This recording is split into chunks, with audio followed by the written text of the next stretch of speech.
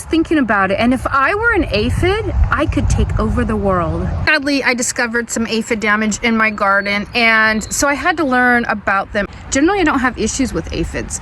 So I went to read about them and find out, you know, what they like, what they don't like, to better know how to keep them away. And they are absolutely amazingly incredible. Let me show you my garden, and then at the end I'll tell you about how incredible they are. It's amazing. Okay, so this poor plant and her sister plant have just been ravaged with aphids. Might be kind of hard to tell, but all of those little lumpy bumpies are the problem. So you can see down in here, there's a bunch of aphids on the underneath of this leaf and all over this plant. I couldn't believe how quickly they took over when I first saw it. This sweet baby knows she's done for. She's even producing a little head. Isn't that so sad? Now, aphids are very destructive. They can just, what they do is they chew and suck the juices out of the plant. And they can actually destroy plants. And if you see you have them, you need to get rid of them. If we take a close-up look at this plant, if there were only a few aphids on the stem or the leaves, you could just go along and smash them. They just smash so easy. You just barely touch them and they squish. So that's a really easy way to take care of a few of them. Then you don't have to worry about like ants bringing them back up onto the plant or them somehow climbing back up there by themselves. Ugh. Speaking of ants, thankfully I don't see any ants around these plants. Ants and aphids have a symbiotic relationship. The ants will protect the aphids and they will carry them up to the plant so they can feed. And the aphids in return produce a substance called honeydew that the ants then eat. So they work together, and if you have ants around your aphids, you need to get rid of those ants to help you get rid of your aphids. Now, besides using your vegetables as a food source, they transfer diseases to plants too. All potaviruses, which is the largest group of plant viruses, are transferred by aphids. We're talking over 150 viruses. It's pretty important to get rid of your aphids. If I go next door to this guy, this little broccoli is looking okay. I don't see a bunch of aphid issues. So we're good here. Let's walk over to the next one over here. Little baby guy's okay.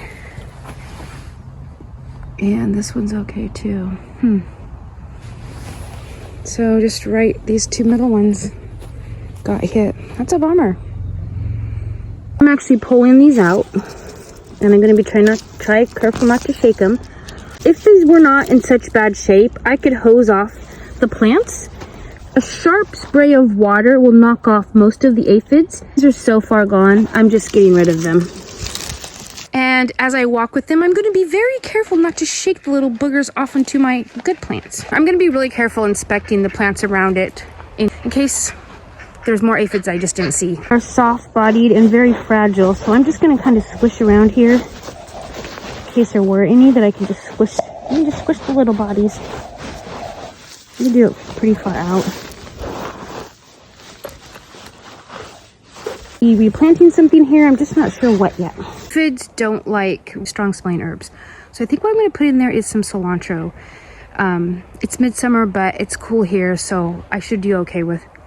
It will bolt pretty quickly even here, but the smell and repulsion is what I'm going for. They grow super fast, so I think that's going to be the winner chicken dinner for this area. Really thrive in high nitrogen areas, so I will not be adding any more manure or compost to the area. And cilantro does pretty good with not a lot of nutrition, so I think that's a good fit.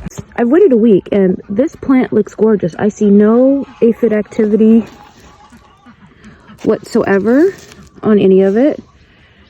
I don't see any aphid activity on the broccoli next to it. You can tell there's some caterpillars somewhere because of the holes. Get rid of this. But no aphids.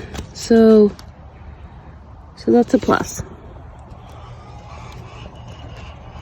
This one's getting ready to flower. I need to cut it and eat it tonight. Down at this end, this young one No aphids at all. This one doesn't quite look as healthy. It was a later transplant. So often pests will go for the unhealthy, the weaker ones. And, you know, I see some nibbles from cabbage worms, but like right there, cabbage worms. I don't know if you can see them, they're right here. When they're this size, they just squish really easy too. But absolutely no aphids. I'd rather have the worms than the aphids. I'm just gonna put the cilantro right along in here, next to the water, so that we can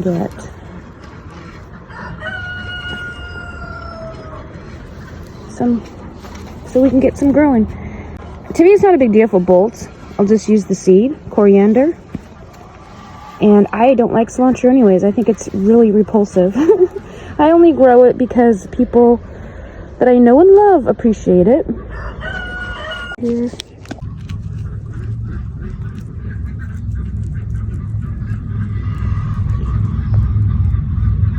Not worried about spacing on this. I just getting some in here.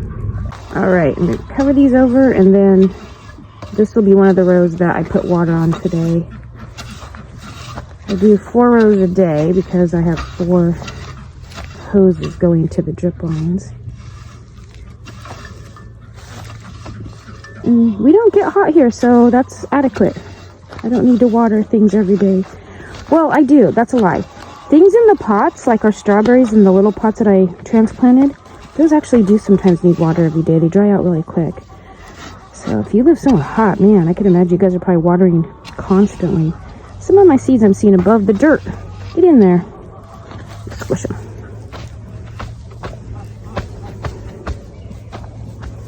At least walk on my seed paths so they get good contact. I have to tell you about them. They're actually amazing little creatures. So how it works is, in the spring and summer, the aphids are females. What they do is they give live birth to little clone aphids of themselves. And then when the plant gets too loaded with aphids and they need to go to different plants, they start producing aphids that can have wings so that they can be caught by the wind and the breeze and go on to other plants so that they start populating more areas of your garden. I mean, how cool is that?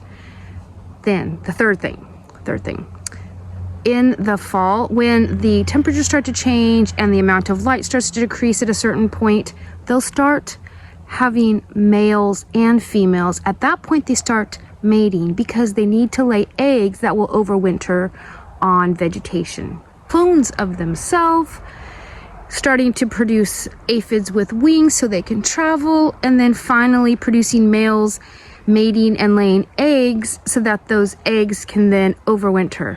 I mean, it's absolutely incredibly amazing. I don't know if there could be other insects or animals or something that do similar things, but when I found out how they reproduce, I was just like mind blown. That's just like so crazy. So I was thinking about it, and if I were an aphid, I could take over the world. I mean, get this. Every day I'd have about a dozen clones of myself.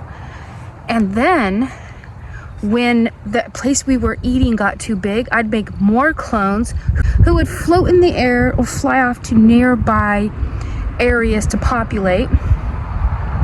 Then at the end of the season, I would produce males and females to lay eggs in vegetation so that in the spring we can pop up and take over the world. Shh, I probably should have whispered that. We don't want the aphids to hear. Who knows what they'd do?